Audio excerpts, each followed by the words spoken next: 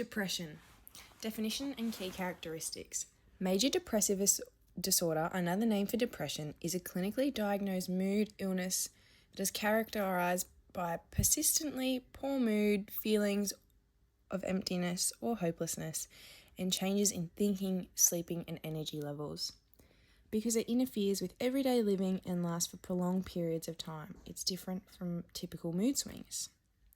A persistent low mood is characterized by a lingering sense of emptiness or anger that lasts for most of the day, almost every day.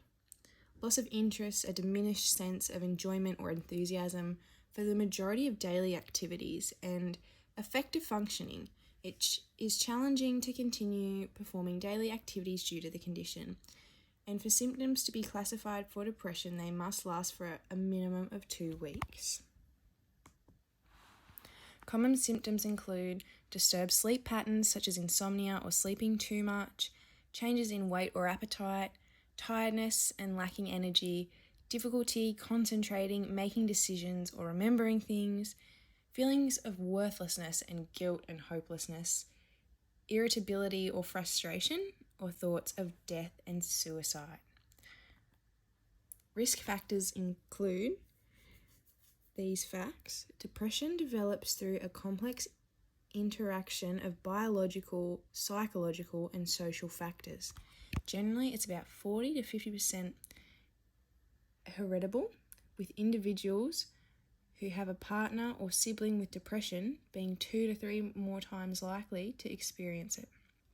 Neurochemical imbalances involving serotonin, dopamine, and norepinephrine contribute to depressive symptoms, while hormonal changes during puberty, menstruation, or menopause increase vulnerability, particularly in women.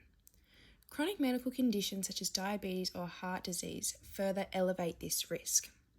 Psychological influences can include personality traits like low self-esteem, perfectionism, pessimism, as well as a history of trauma, abuse, or neglect, which can lead to more severe or persistent depression. Learned helplessness, feeling powerless in the face of repeated stress, can also reinforce depressive thinking patterns. Social environment factors play a major role in chronic stress from financial strain or relationship issues, social isolation, discrimination, substance misuse, and or poor living conditions can all contribute significantly to depression. Overall, depression arises from the interplay between internal and external pressures. Recognizing and addressing these risk factors early can support prevention, timely intervention, and improve recovery outcomes. How trauma impacts depression.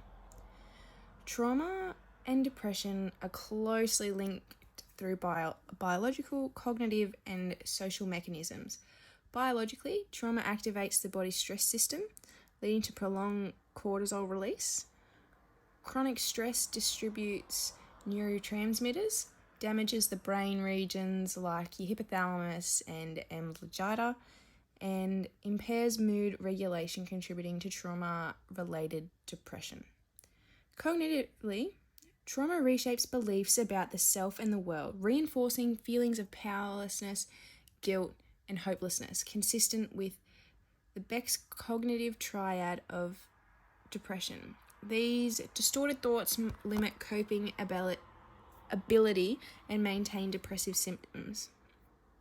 Early life trauma, such as abuse or neglect, sensitizes the brain to future stress, a process known as stress sensation. This means later life stresses, even minor ones, can trigger severe depressive episodes. Post-traumatic stress disorder and depression frequently co-occur, with about half of PTSD survivors also meeting the criteria for major depressive disorder. Trauma-related depression often includes more guilt, self-blame, and social withdrawal. Standard antidepressants may be less effective, while trauma-focused therapies like EMDR or cognitive processing therapy yield better outcomes.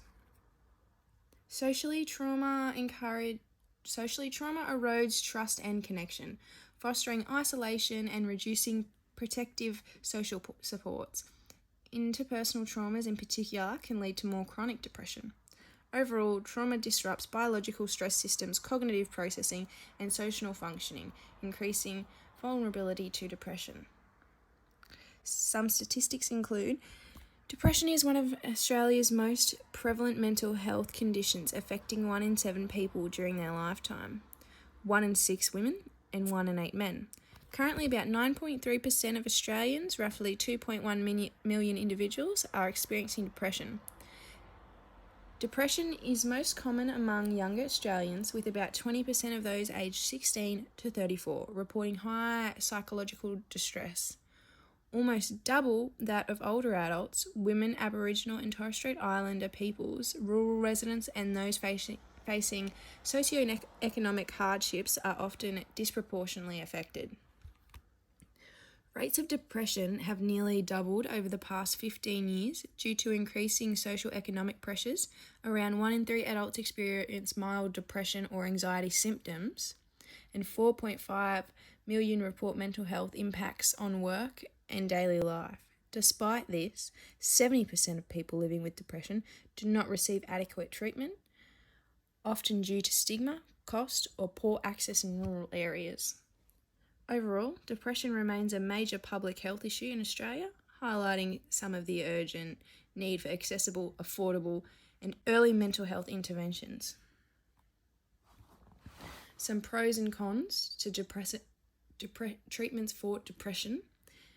Some pros: cognitive behavioural therapy. Some pros are its evidence-based and skill building, reduces relapse risk and no medication side effects. Some cons include time-consuming, requires motivation and engagement, less effective for severe depression.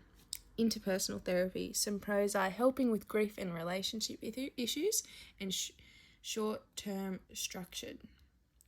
Cons: limited effect in depression is mainly biological. Mindfulness-based cognitive therapy.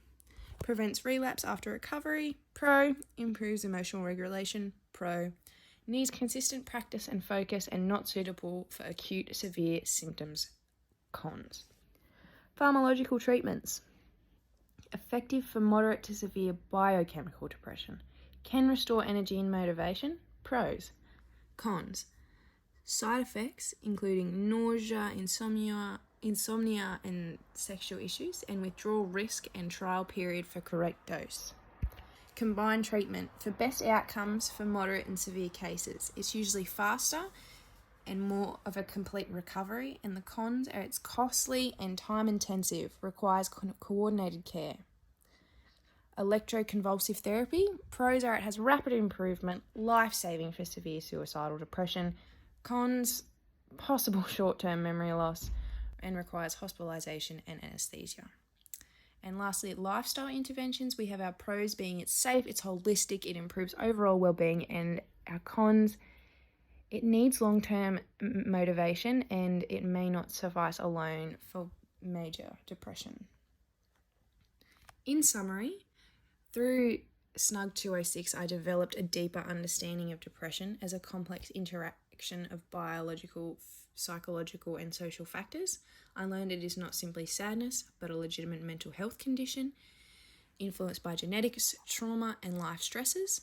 The unit highlighted how stigma, limited access to care, and social isolation worsen outcomes, while early intervention and holistic trauma-informed approaches improve recovery. SNUG206 has reshaped my perspective, fostering greater empathy and awareness of the need for person-centered support, education, and community connection to promote mental health and well-being.